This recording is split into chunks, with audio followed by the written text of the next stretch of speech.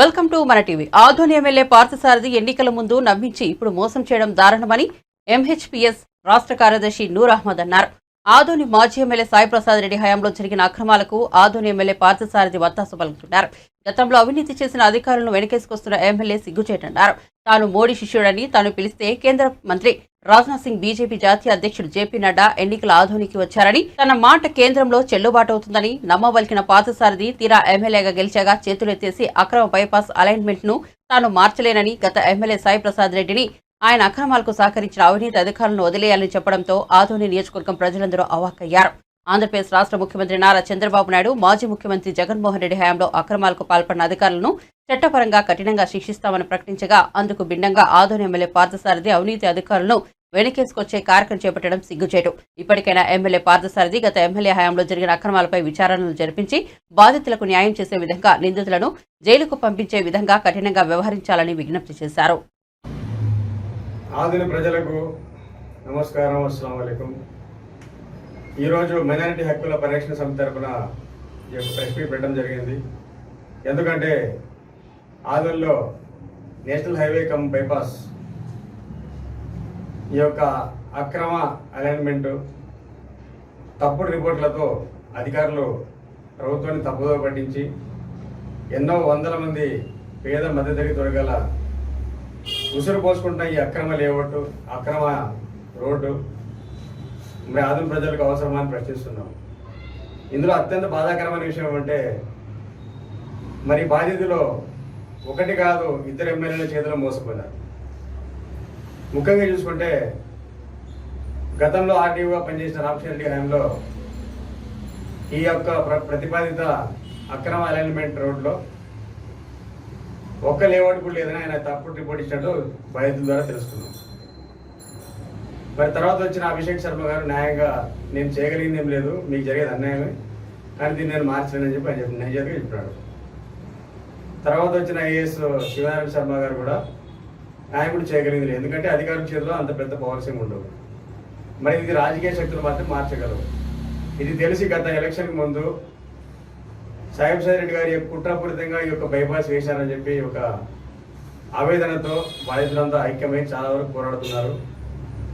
మరి ఎలక్షన్ ముందు ప్రస్తుత ఎమ్మెల్యే అప్పటి టీడీపీ, బీజేపీ, జనసేన కూటమి అభ్యర్థి డాక్టర్ పార్థసారథి గారు బాధితులతో మీటింగ్ పెట్టి, అరే మీకు ఇంత న్యాయం జరిగిందా, మీకు న్యాయం చేస్తానని చెప్పి, ఓన్లీ ఈయనేమో మోడీ శిష్యుడు అని చెప్తున్నాడు. ఈయన మాటలు బట్టి చూస్తుంటే మోడీ ఏం జేబులో ఉన్నట్లు, అమిత్ షా ఏం జేబులో ఉన్నట్లు, మరి జేపీ నడ్డా, రాజ్నాథ్ సింగ్ అంతా వీళ్ళు జేబులో ఉన్నట్లు మాట్లాడుతున్నాడు. ఈయన న్యాయం చేస్తాడేమో, అలైన్మెంట్ రద్దు చేసి మాకు న్యాయం చేస్తాడని చెప్పి గుట్టిగా నమ్మి బాధితులు గుంపగొత్తగా ఓట్లు వేయించడం జరిగింది. సీన్ కట్ చేస్తే ఈయన ఎన్నికైన 50 రోజుల్లోనే ఈయన విశ్వరూపం స్టార్ట్ చేసినట్టు చూపించేది. అదేమిటయ్యా అంటే, అరే అయింది అయిపోయింది, పాత ఎమ్మెల్యే పోయినాడు మర్చిపోండి, మీకు ఇన్కమ్తో ఎక్కువ డబ్బులు ఇప్పిస్తామని చెప్పి పార్థసారథి చెప్తున్నాడు ఇప్పుడు ఎమ్మెల్యే. మరి పార్థసారథి గారికి ఒకటి అడుగుతున్నాము, మరి వీళ్ళు మీకు డబ్బులు అడిగినారా లేకుంటే తమ స్థలాలు తమకు కావాలని అడుగుతున్నాము. మరి ఇంత మోసపూరితంగా పాలించిన అవసరం అని చెప్పి మేము ఈరోజు ఆదోని ఎమ్మెల్యే పార్థసారథి గారిని ప్రశ్నిస్తున్నాం. మరి టీడీపీ కూటమి తరఫున మరి మన ముఖ్యమంత్రి చంద్రబాబు నాయుడు గారు ఒకటే మాట చెప్తున్నారు, వైఎస్ఆర్ హయాంలో అవినీతి చేసిన, అక్రమాలు చేసిన, ప్రజల్ని ఇబ్బంది పెట్టిన అధికారులందరినీ జైలుకి పంపిస్తానని చెప్పి ఆయన శపథం చేస్తే, దానికి విరుద్ధంగా కూటమి జెండా కింద గెలిచిన పార్థసారథి గారు ఈరోజు అధికారులను రక్షించేందుకు ముందు రావడం అనేది చాలా సిగ్గుచేడని ఈ సందర్భం మనం చేసుకుంటాం. ఎందుకంటే అప్పుడు ఎమ్మెల్యే పోయినాడు, అధికారులు తప్పు చేసిన వదిలేండి అంటే, నీ సొంత జాగా పోయిందా పార్థసారథి గారిని ప్రశ్నిస్తున్నావు. నీ సొంత జాగా పోతే నీకు నొప్పి తెలుస్తుంది, నీది ఒక 10 కోట్ల స్థలం పోతే నీకు నొప్పి తెలుస్తుంది, ఒక పేదవాడిని 30 లక్షల ప్లాట్ పోతే నీకు నొప్పి తెలుస్తుంది. కాబట్టి సొంత స్థలం పోయినప్పుడు నువ్వు ఫీల్గా ఏం పార్థసారథి గారు మాట్లాడితే బాగుంటుంది. కానీ ఈరోజు 100 కోట్ల ఆస్తులు ఈరోజు పేదలవి, మధ్యతరగతి వాళ్ళవి తక్కువ రేటుకి ఇచ్చే దుస్థితి ఎందుకు ఏర్పడింది? ఆల్రెడీ ఒక 140 అడుగుల అలైన్మెంట్ రోడ్ ఉంది. ఎక్కడుంది? మన హనుమాన్ విగ్రహం దాటిన తర్వాత కొంచెం ముందుకు పోతే ఉంది. ఆ రోడ్డు వేస్తే ఆదోని అన్ని విధాలు డెవలప్ అవుతుంది. వీళ్ళు కిలోమీటర్కి బైపాస్ నుంచి మరో కిలోమీటర్లో ఇంకొక బైపాస్. ఆదోని ఏమన్నా న్యూయార్క్ నగరమా, లండన్ నగరమా, పోనీ కనీసం ముంబై నగరమా? అసలు ఏ లెక్కలో 1 కిలోమీటర్లో 2 బైపాస్ చేస్తున్నారు. మరి బైపాస్ పొడుగున మాజీ ఎమ్మెల్యే సాయిబ్ రెడ్డి గారి అనుచరులు బంధువులు 100 ఎకరాల పైన కొన్నారని చెప్పి వార్తలు వస్తున్నాయి. మరి వారి ప్రయోజనాల కోసం ఈరోజు ప్రస్తుత ఎమ్మెల్యే కూడా పనిచేస్తున్నాడు. మరి ఆయన ఎలక్షన్ క్యాంపెయిన్ మొత్తం సాయిబ్ రెడ్డి అక్రమాల మీద మాట్లాడినాడు, నాలుగు చీరేస్తాను, చెట్టు కట్టేసి కొట్టాలా, బురదకాలలో ముంచి ఇలాంటి మాట్లాడినాడు. ప్రజలు అట్రాక్ట్ అయ్యి ఈయన వచ్చిన తర్వాత సాయిబ్ రెడ్డిని ఆయన అనుచరుల్ని అక్రమాలు చేసిన అధికారులు శిక్షించాడని భ్రమపడ్డారు. ఇప్పుడు ఏం చేసిన పని ఏమంటే ఎమ్మెల్యే అయితే పార్థసారథినే, నోరు మాత్రం సాయిబ్ రెడ్డి. సాయిబ్ రెడ్డి ఏం మాట్లాడాలనుకుంటున్నాడో, ఏది కావాలనుకుంటున్నాడో పార్థసారథి గారు అది చేసి చూపిస్తున్నాడు. ఎమ్మెల్యే మాట్లాడు కానీ విధానాలు మాత్రం సాయిబ్ రెడ్డివి నడుస్తుంది. కాబట్టి ఈరోజు సిగ్గుపడాల్సిన అవసరం మన ఎమ్మెల్యే పార్థసారథి గారు. ఎంత దారుణం అండి! ఇంత ఒక పెద్ద మనిషి ఉన్నాడు. చాలా మంది ఇప్పుడు కుటుంబాలు పోషించిన పేదవాళ్ళు ఉన్నారు, మధ్యతరగతి వాళ్ళ ఉసురు పోసుకొని ఇలాంటి రోడ్డు వేయడం ముఖ్యమా అని చెప్పి ఈరోజు ఎమ్మెల్యే పార్థసారథి గారిని ప్రశ్నిస్తున్నాం. ఎవరికి లేని దేవుడి దిక్కు అన్నట్టు ఈ బైపాస్ ఎంతో కొంత ఆగిందంటే ఒక దేవాదాయ శాఖ 2 ఎకరాల వల్ల ఆగేది. కొంత దేవుడే కాపాడుతుంది నమ్ముతున్నాను. ఈ దేవుడు ఎవరు నమ్మే దేవుడు అని కావాలి. నేను వ్యక్తిగతంగా అల్లాని నమ్మవచ్చు, కానీ హిందువుల మనోభావాల ప్రకారం నమ్మినా కూడా చాలా గొప్ప విషయం ఇక్కడ జరిగింది మనకి. ఈ యొక్క బైపాస్లో 2 ఎకరాల గుడి స్థలాన్ని మాజీ తహసీల్దార్ వెంకటలక్ష్మి గారు ఆమె గుంపగుత్తగా రాసిచ్చింది. 2 ఎకరాలు రాసిచ్చింది. ఆమెకి హక్కు లేదు. రూల్ ప్రకారం వచ్చి ఎండోమెంట్ స్థలం అంటే గుడి స్థలం, దేవాదాయ స్థలము హైకోర్టు జడ్జి ద్వారా తీసుకోవాలి. ఇది రూల్. దాన్ని బ్రేక్ చేసింది కాబట్టి దేవుని దెబ్బ అది. దేవుడు ఏదో విధంగా కాపాడతాడు. కాబట్టి ఈ బైపాస్ వ్యవహారం ఇంతటితో అయిపోయిందని దయచేసి ఎవరు అనుకోవద్దని మేము బాధ్యతలు కోరుకుంటున్నాము. దేవుడు మన వెంట ఉన్నాడు. 352 సర్వ నంబర్ వీళ్ళు తలకిందులు తపాసు చేసినా ఇంతవరకు చేసుకోలేకపోయినారు. ఎందుకంటే న్యాయంగా ఒక్కరు నిలబడినా కూడా ఆ కేసు మనం గెలుస్తాం. కాబట్టి బాధ్యతలకు అండగా MHPS ఉంది.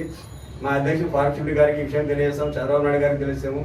ఆదోని ఎమ్మెల్యే పార్థసారథి గారు సాయిబ్ రెడ్డిని ఎలా కాపాడుతున్నాడు, వాళ్ళ అనుచరుని ఎలా కాపాడుతున్నాడు, అప్పట్లో అక్రమాలు చేసిన అక్రమార్కుల్ని ఈయన ఎలా కాపాడుతున్నాడు, అధికారిని ఎలా కాపాడుతున్నాడు అని చెప్పి ఊసగుచ్చుడు మేము రిపోర్ట్ పంపిస్తున్నాము. ఖచ్చితంగా పార్థసారథి గారు తమ వైఖరి మార్చుకోకపోతే ఈయనకు పైన పుట్టగతులు ఉండని చెప్పి ఈ సందర్భం మనవి చేసుకుంటాను. రాబోయే రోజులు ఖచ్చితంగా ఈయన ఇప్పుడు అంతకాలం వైఎస్ఆర్ పార్టీని తిట్టిన ఆయన వైఎస్ఆర్ పార్టీ నాయకులను తీసుకుపోయి తన బీజేపీలో కలుపుకొని బీజేపీ నిర్మించుకుంటున్నాడు. ఈయన విషయంలో 2 మాకు కనబడుతున్నాయి. ఆదోని ఎమ్మెల్యే పార్థసారథి విషయంలో ఒకటిది బీజేపీ పార్టీని వైఎస్ఆర్ పార్టీ నాయకులు తీసుకొచ్చి బలపరుచుకుంటున్నాడు. రెండవది ప్రజలు మాట్లాడుతున్నాడు. మరి ఆదాయం కోసం ఏమన్నా తాతాలు ఆడుతున్నాడా, ప్రతి దాంట్లో ఎంతో కొంత తీసుకొని సెటిల్ చేస్తున్నాడా అనే విధంగా డౌట్ వస్తుంది. ప్రజల్లో చర్చ నడుస్తుంది. నిజాలు ఇంకా బయటకు వస్తాయి. నిజం దాగదు, దొంగతనం ఎప్పుడు దాగదు. మూడో విషయం ఈయన కూటమిలో టీడీపీ ఓటుతో గెలిచిన ఈయన 88,000 ఓట్లు వచ్చాయి. బీజేపీ 300,000 ఓట్లు అనుకున్న గతంలో 85,000 ఓట్లు టీడీపీ జనసేన మద్దతుదారులు వేసి ఓట్లేదు. ఈరోజు దానికి భిన్నంగా ఎవరైతే ఓట్లు వేసినారో టీడీపీ కార్యకర్తలకు ఈరోజు తినడానికి తిండి లేదు. మరి వాళ్ళని వేధిస్తూ అయినా వైఎస్ఆర్ పార్టీ నుంచి తీసుకొచ్చిన నాయకులు తీసుకొచ్చి వాళ్ళకే పనులు ఇస్తున్నారు. మరి ఎంత దారుణం చూడండి. ఈ విషయం కూడా చంద్రబాబు నాయుడు గారి దగ్గర తీసుకుపోతున్నాము. ఖచ్చితంగా రాబోయే రోజుల్లో NH 167 ఏదైతే అక్రమ ఎలిమెంట్ ఉందో దానిపైన పూర్తి స్థాయిలో పోరాడతాము. ఖచ్చితంగా MHPS తరఫున పార్వతి గారితో మాట్లాడి ఈ విషయం చంద్రబాబు నాయుడు గారికి తీసుకుపోతాము. ఆదోని ఎమ్మెల్యే పార్థసారథి గారు ఏ విధంగా అయితే కూటమి నియమాలను ఉల్లంఘిస్తూ అక్రమార్కులు కాపాడే ప్రయత్నం చేస్తున్నాడో దీనికి వ్యతిరేకంగా బలంగా నిలబడతామని చెప్పి ఈ సందర్భంగా మనవి చేసుకుంటూ బాధ్యతలు ధైర్యంగా ఉండాలని చెప్తున్నాము. ఎందుకంటే చివరి వరకు చివరి బాల వరకు మనకి టైం ఉంది. భయపడాల్సిన అవసరం లేదు. ఖచ్చితంగా న్యాయమే గెలుస్తుంది. ఇక చివరిగా రాబోయే రోజుల్లో ఈ పోరాటంలో మా వరకు మేము పూర్తి సహకారం అందించడం తెలియజేస్తున్నాము. ఇప్పుడు మన వెంట కూడా బాధితులు కొంతమంది ముఖ్యులు మేము పిలిచినాం. అదే పనికి వాళ్ళ బాధలు మనం తెలుసుకోవాలి. వాళ్ళు చెప్పినట్లయితే మనకు ఇంకా క్లియర్గా, ఎందుకంటే ఆ బాధను మనము పంచుకోవాలి. మన ఊరిలో ఇప్పుడు ఒకటి చెప్తున్నాను నేను, ఒక ఊరు శాంతియుతంగా ఉండాలి. ఆ ఊరిలో న్యాయం బతికి ఉండాలి. ఆ న్యాయం లేని ఊరిలో శాంతి ఉండదు. మన ఊరిలో న్యాయం చనిపోయింది.